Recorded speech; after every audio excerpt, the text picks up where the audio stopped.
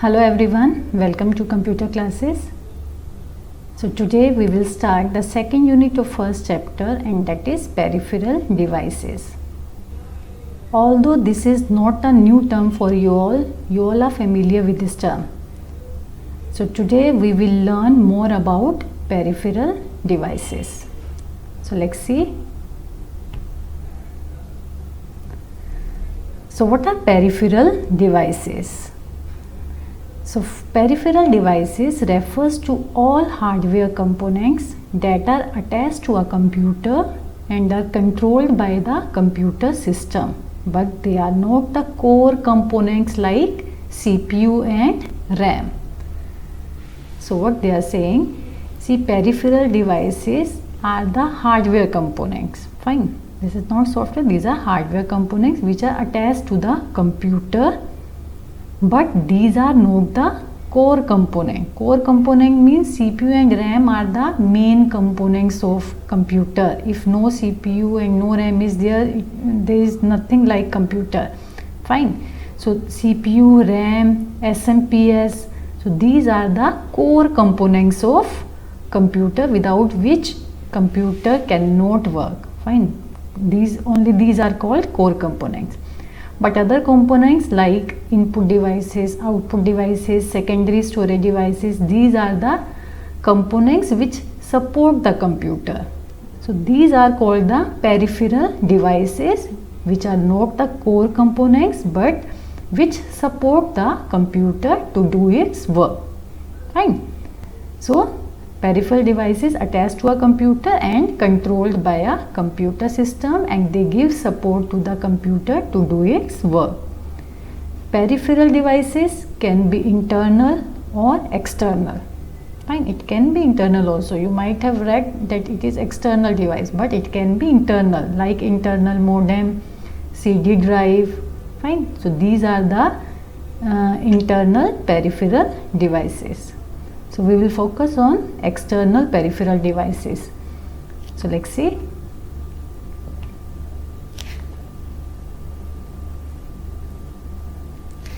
Peripheral devices mainly consist of input devices, output devices and secondary storage devices. So these are the three main peripheral devices. Fine, input, output and secondary. So we'll see one by one. So first, what are input devices? Input devices are those units through which we send instructions and data to the machine for processing. So as we know, input devices are the devices through which we give instructions and data to the computer for further processing. And these are keyboard, mouse, light pen, scanner, web camera. So these are the few input devices. So let's see. First is keyboard. So a standard keyboard has 101 keys. A keyboard has 4 different types of keys: numeric, alphanumeric, function, special character keys. Numeric keys means 0 to 9. You might have seen in your keyboard 0 to 9 digits are there, A to Z are there, function keys F1 to F12 and some special character keys. Now the mouse. Mouse is a pointing device. Nowadays we use optical mouse, no mechanical mouse we use. We use optical mouse nowadays. So an optical mouse has a light source at the base to detect the position of cursor. So if you can see in this figure, there is a light at the base.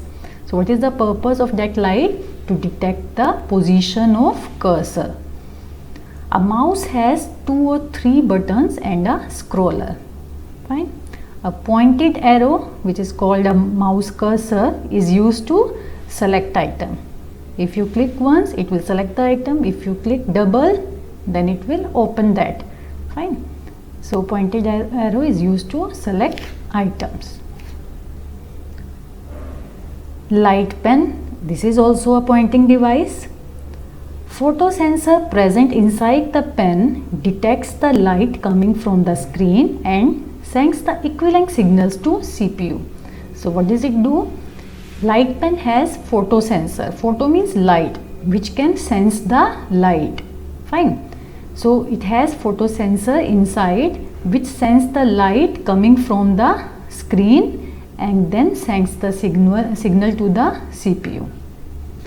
And this enables us to draw a picture directly on the screen. So you can draw anything, you can write anything on the screen with the light pen. Scanner. It is an electronic device which can capture images of the text or photographs from the source and convert them into digital form. So it is an as you can see in the figure, so it's an electronic device which can capture images. See, if you want to scan any document, so how will you do? You will keep the document on the scanner surface here and then close the lid. Then as you press the button, a scanner head passes through it and capture the image. And that captured image can be sent to the hard disk or to the printer to get a hard copy or deliver it directly to the email editor. Flat bed scanner and barcode scanner are very common in use. So this is a flat bed scanner and this is the barcode scanner. All of you have seen barcode scanner in shops or in malls, fine. So it is used to read the barcodes present on the products. Web camera. Webcams are the most common image and video capturing device connected to the computer. Fine, so it can capture the image, it can capture the video even. So in video conferencing, all of us know that the web camera is used. It includes a lens, an image sensor and some electronic components. Nowadays webcams are inbuilt into laptop and desktop screens. Nowadays we don't use such type of webcam. Even in desktop screens the webcams are inbuilt. In laptops always the inbuilt webcams were there. Fine. They are used for video chatting and security purposes. Now the output devices. So in input devices we have discussed few devices. Now come to the output devices. So these are also called peripheral devices. Output devices are the devices through which we get the results of any processed data. The devices through which we get the result. Result can be soft copy or it can be hard copy. So if you can see, so these are the examples of output devices: VDU or monitor, visual display unit, LCD projector, printers, plotters. So in first two we get the output as a soft copy. We cannot touch that, we can see that, fine. But in 3 and 4 we get the hard copy. So we will discuss one by one. Plotters are not in your syllabus, so we will not discuss that. These three we will discuss. So let's start with the monitors. Video. First is different types of videos are there, or monitors you can say. CRT monitor, LCD monitor, LED monitor. So first come to the CRT monitor. Full form of CRT, cathode ray tube monitor. The main components of CRT monitor are electron gun, deflecting plates and fluorescent screen or phosphor coated. So this is the diagram. If you can see here, it is electron gun, this one green one, fine, and these two are deflecting plates. So what is the purpose of electron gun? Electron gun emits the electrons and electrons passes through the deflection plate and then strike to the screen. This is the fluorescent screen, or you can say phosphor coated screen. When the electron strikes with the screen, it is visible on the screen, fine. Then you can see any image or text on the screen. So electron gun emits the electrons which passes through deflecting plates and strikes to the surface of screen, due to which images become visible to us. I hope it is clear. Fine, we will see only electron gun, deflecting plates and this screen. Don't focus on all these labels. Fine, we are concerned with these three. And this is the CRT monitor. As you can see, it's bulky. Nowadays we don't use CRT monitor. So this was bulky, occupied more space and consumes more power and even emits more heat. So these were few disadvantages of CRT monitor. So due to which the next generation of monitor came, that is LCD monitor. Liquid crystal display is a full form of LCD. No CRT is used in this, due to which these are light-weighted, occupy less space and consumes less power.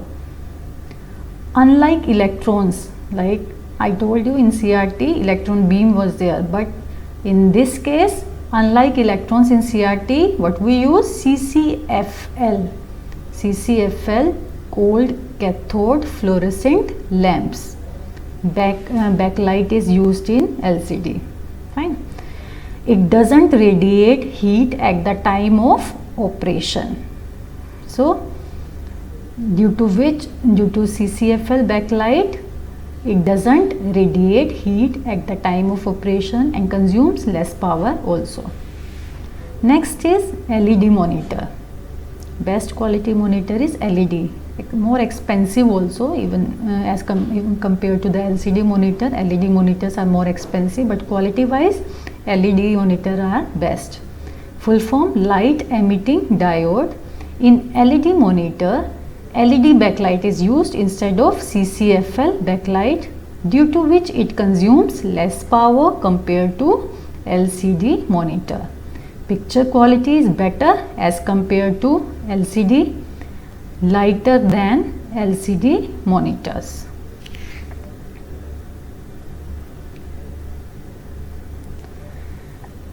And this is LCD projector. It is used to, everybody knows what is the use of projector, to magnify the presentation. So it is used to magnify the presentations prepared on a computer. It accepts the data from the CPU, and with the help of a small LCD panel, the data is fed and then passes through a convex lens. So we connect the projector with the CPU. So what it does, it accepts the data from the CPU, and it with the help of small LCD panel which is present inside that projector, the data is fed and then passes through a convex lens. What lens we use in the LCD projector? Convex lens. Right? The presentations are then received on the screen in a magnified form. Magnified means large in size. Widely used in cinemas, seminars and in classrooms. I hope it is clear. So in output devices we have discussed the LCD projector and these monitors, types of monitor. And what is left? Printers are still left. Printer and the secondary storage device we will discuss in the next video. So that's it in this video. I hope it is clear. So thank you so much.